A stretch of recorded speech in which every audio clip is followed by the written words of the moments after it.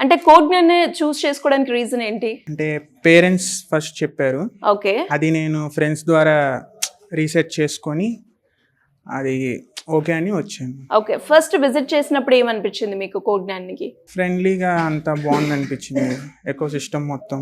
Okay. ఏ కోర్సులో join అయ్యారు మీరు? జావా. జావా. మీ బ్రాంచ్?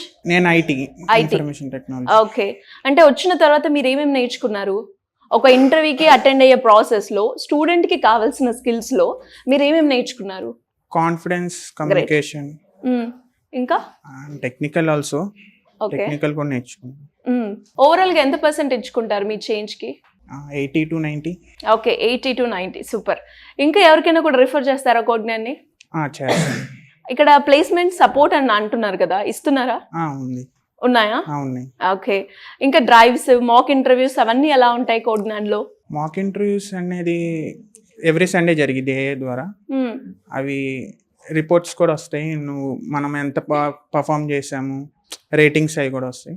ఓకే. సో మనం తర్వాత డెవలప్ చేసుకోవచ్చు నెక్స్ట్ వీక్కి అలా.